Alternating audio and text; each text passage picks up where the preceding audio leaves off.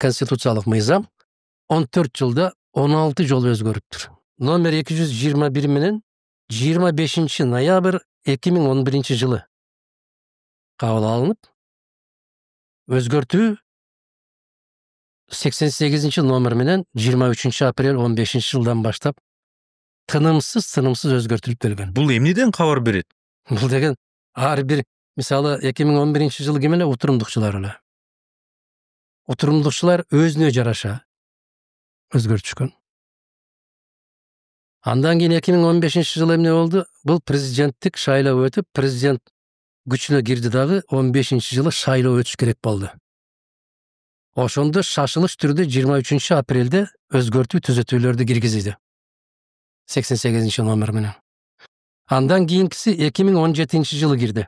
Эмне үчүн? 2017 жылы президенттик шайлоо өтүш керек эле. Номер 96 номер менен 5 июнда чечкиндүү өзгөртүүлөр киргизилди. Кимге? Келечектеги президенттикке талапкерликке ыңгайлаштырылып киргизилди. Андан кийинки мыйзам 8 августта 19 жылы киргизилди. Эмне себептен? Себеп 20 жылга шашылыш түрдө шайлоого түзөтүүлөрдү киргизиш керек болуп калды.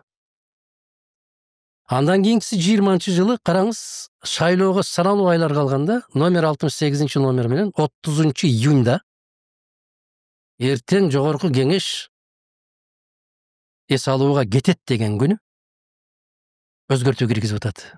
Эмне үчүн? Себеп 20 жылы баягы мен айткан атаган 3 партияга ыңгайлаштырылып киргизип атат. Бизде мыйзамдар өлкөнүн, мамлекеттин кызыкчылыгы үчүн эмес, жеке кандайдыр бир топтун, жеке инсандын кызыкчылыгы үчүн гана киргизилет да.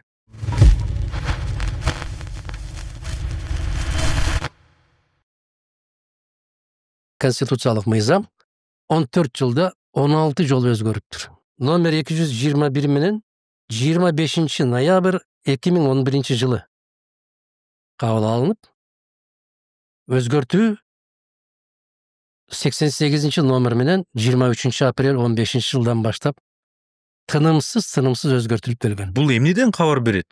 Бул деген ар бир, мисалы 2011 жылы ким эле отурумдукчулар эле. Отурумдукчулар өзүнө жараша өзгөртүшкөн. Андан кийин 2015 жылы эмне болду? Бул президенттик шайлоо өтүп, президент күчүнө кирди дагы 15 жылы шайлоо өтүш керек болду.